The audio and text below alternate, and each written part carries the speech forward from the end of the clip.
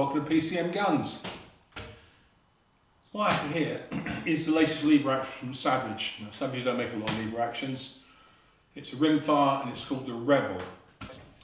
What Savage decided is they want to get back to the thrill of owning rifles like this. I think I should have a 22 Marlin Golden 39A. It was a pure plinker, and plinking, as we know, means just having a bit of fun. Also, just walked up rough shooting on things like rabbits. And I suppose in America that means a farm boy with a handful of cartridges with his lever action or his pump action rimfire, going out either to knock off some varmints, something for the pot, or just having a lot of fun shooting tin cans and bottles off a rail fence. Simple as that. There are two models of this. This is what they call the Classic, as you can see, straight hand stock. And you have one which is the Deluxe, I think it's called the DLX.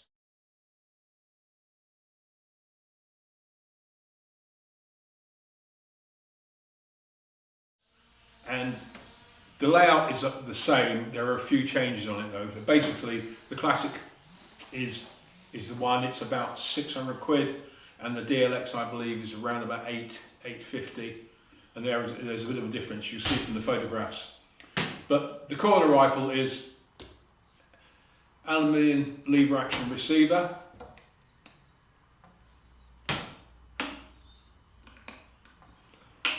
External hammer, which has got half cock and full cock, and also a rebound facility. If the hammer drops without the trigger being fully pressed and retained, then the hammer drops into a position that still doesn't strike the back of the firing pin. Equally unusual is the rifle comes also with a crossbolt safety, which is something you don't often see on lever actions, Marlin excepting.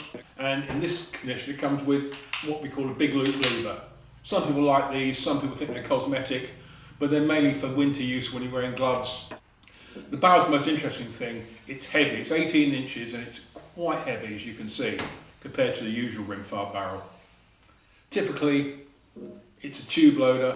It's how they've always done it. And the good thing about that is, in some ways, is that you can shoot 2-2 long rifle in it, you can shoot 2-2 short, 2-2 long, and a tube magazine gun will feed them all. Rifle comes with basic iron sights. The receiver is drilled and tapped for a scope base. Now, I inquired from Savage about a scope base, and they said they don't make one, but a number of companies offer them.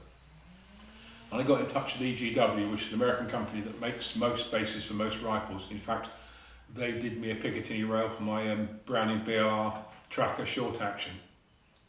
So it's the old thing. Some people want iron sights, some people don't. I think this is aimed obviously at the American market, and these things come over here because the importers import what the American manufacturers make.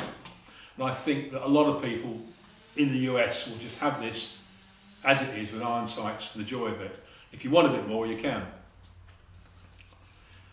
So the furniture is walnut. They say it's Turkish. It's actually not too bad, I've got to say. It's nicely matched. The straight hand stock is very traditional. It's even got a hard plastic butt plate, which I don't like because it's a little bit slippy in the shoulder. Something rubber would have been better. But there's a subtle sort of, I don't know if you can see it here, it's like a subtle rib here that acts a bit like sort of cheek support, and they've carried that on into the fore end as well, so which is smooth. There's no checkering, which is not so bad on the butt, but on the fore end a bit of checkering would be good. There's also no rear barrel band, as you often find them on lever guns, and on this gun there's just a dovetail ring that supports the mag tube. And it's surprisingly heavy because of the barrel for what it is, and it does feel rather nice. So it's 12 rounds in 2-2 long rifle, and it's 9 in either 2-2 Magnum or 17 HMR. I'm not sure if many people would want to have this gun in 17 HMR. I don't think I would. I think I'll stick with the 2-2. The DLX Deluxe version is exactly the same chassis. Differences are the stock is a pistol grip style stock, and it's been cut away here more for cosmetic reasons, and it has a rubber butt pad on it, which I do like. The fore end's the same. It's maybe a fraction bulkier. Again, it's been chopped away. I'll put a photograph in. And on that rifle, where the barrel band is, or the magazine band is, it's a full band that goes around the barrel as well. And the DLX has a threaded muzzle. This one doesn't, which I find a bit odd. I would like to have both guns threaded, because if you want to take this bunny bashing, it's easy enough to do. You can put a moddy on. Okay, you have to, when you load up, you have to take the moddy off because of the magazine tube, but it's there. And it seems to me that why wouldn't they put a thread on that if they put a thread on the other barrel? Also, the DLX has a more standard type lever. Basically, it's not the big loop. It's still bigger than the standard loop, but it's a lot slicker. I'd have thought, being the deluxe model, they'd have put the big loop on that and the normal loop on this one. So far, I'm really quite liking it. Okay, here we see the rifle. Here's the big loop lever, which is very nice. Hand goes in, and it's just as fast or just as not fast, depending if you're good with the reliever gun or bad. Comes up. There's no safety interlock. So, there's the hammer at full cock. Squeeze it, lower the hammer and let it go. You can probably see that the hammer is standing off the firing pin, which is a great safety feature. However, you also have a safety catch just here. Pushes left to right for safe, right to left to fire. Simple as that. Trigger is surprisingly good. Savage quotes, I think, about 2.5, 2.9 pounds. And there's a tiny bit of creep, very soft, and it breaks quite nicely, so it's quite readable. Sights are nice and simple as befits this sort of rifle. The rear is what we call an elevator wedge. You've got a U-notch on a sprung steel plate. There's a notched wedge here, and all you do is lift the sight up and move the wedge backwards and forwards to adjust. You can almost knock the sight left and right as well for windage. Same up front. It's a low fixed blade, again in a dovetail, so you can knock it left or right. The top of the cylinder is drilled and tapped, so EGW make a rail, and I'm trying to get hold of one, but it's nice if you want to put a scope on it. Okay, 2 magazine rifles. Say they are a forward type loading system. This is the loading port. This brass you see is the follower, which locks in just by a straight L lug and dog leg. So you hold the grippy knurled end, turn it, the tube comes all the way out. This contains the spring inside, it's captured. That's the actual follower that allows feed, so that's out. All you do, round up, because the cutout shaped like a round, drop it in. I'll just use this to push them down. Push down, push down. 2-2 long rifle gun takes 12, magnums are 9. Right, that's 12 rounds. Then you just reverse the process, put it back in, lock it. This is deliberately tight, and there's a rubber opening that gives tension, so it won't come out when you're using it. And that's what you do. And if you want to unload, say if you finish shooting and you don't want to burn off your ammo, just make sure the gun's safe. Unlock, pull out, and just tip it, and the rounds will fall back. Simple as that.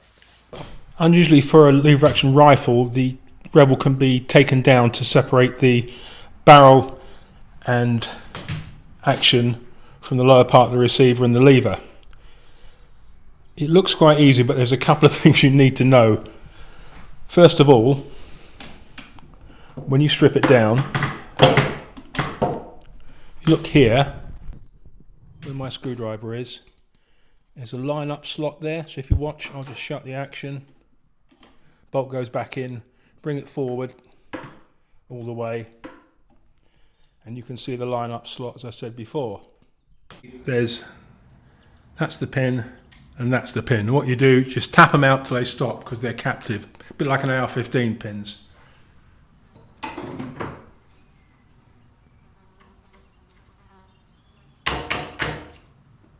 The front one I found was quite hard. Okay, so now that the pin's out, remember the bolt must be open. Very important. Then, like that, this I found quite awkward. the action moves and it comes out.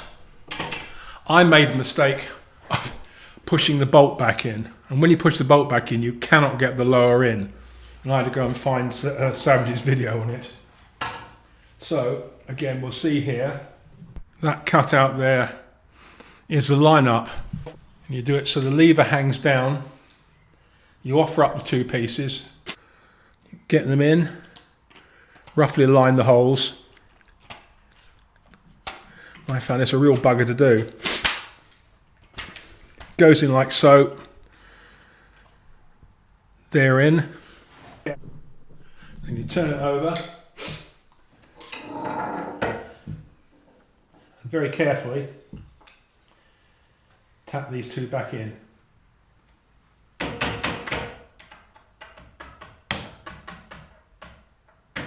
So, on a bit.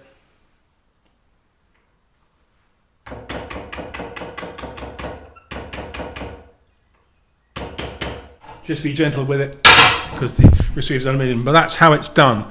And if you don't really need to do it, I wouldn't, because if you do it with the bolt shut, what you've got to do is get a rod down the barrel and get inside, and there's a lug you have to angle back that releases the bolt, and the cleaning rod allows you to push the bolt back. So it's a bit of a pain. Obviously it gets easier, you take it apart and together, but just be aware that when you take it apart, the bolt must be open, because once the bolt is shut, there's no way, short of actuating that catch inside, which the lever actuates, can you get the bolt back out. So don't start brutalising it with hammers and punches and thinking you can knock the bolt out. Okay, let's get into the lever action. Right, so pop that, pull it out, support the rifle. So it takes 12 rounds of 2.2. I think I'd pick 2.2 for this, because in America, Savage build this is like a sort of a backpack gun that you can fold up quickly and put in your backpack.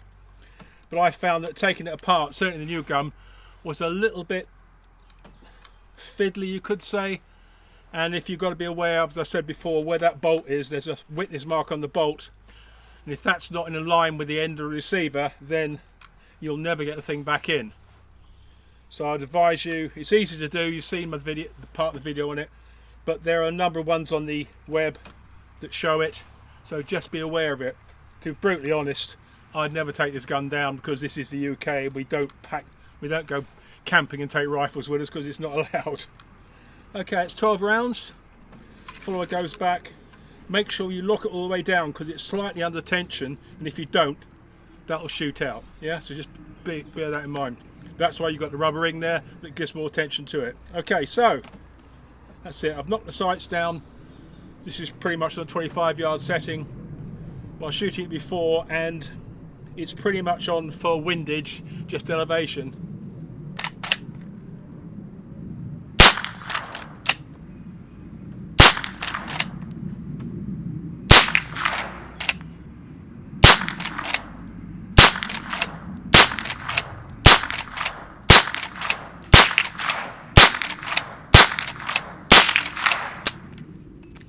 Didn't count. That's 12 rounds. It's neat. Feeds well. It's new, so it'll break in a little bit. Butt's nice. Things I don't like is could do with a little bit of checkering on here and a bit on there. The plastic butt plate may be very traditional and period, which is what Savage are trying to do, but I'd sooner have a slim rubber pad. It wouldn't spoil the aesthetics at all, but it will just lock in the shoulder better. Like if you do get the deluxe version, then it's threaded, as I said, but if you're going to go hunting with it, you'll need a scope base, which you get from EGW, and which will be Brownells UK in the UK. And what you have to do every time you load up, basically take the body off, do the loading stuff, lock it back in, then put the body back on. That sounds like a pain, but it's not really. Actually, with iron sights is really academic. They work. They do hit things. Obviously a scope is better, or a red dot, but if you persevere with a gun like this, they're good fun, because I like iron sights. I know I've always gone about them, I really do. There's something really nice about a couple of boxes of ammo and any 2.2 rimfire, and the lever action especially, just a lot of fun. I think if I was going to get one of these things, even though it's more expensive, I'd go for the deluxe version, because that has the better butt, a rubber recoil pad, and it's threaded. But that's another 200 and something odd quid on top, if you want that for a plinker fine. But as it is the Revel, I'd say they've done a good job here. And that's pretty much it. So if you like that, tell your friends. If not, tell me. And also don't forget to support and like the channel. And if you want to speak to me, it's pmoore.shootingsports@gmail.com. And as ever, be safe, shoot straight, and yippee-ki-yay. Happy trails, partner.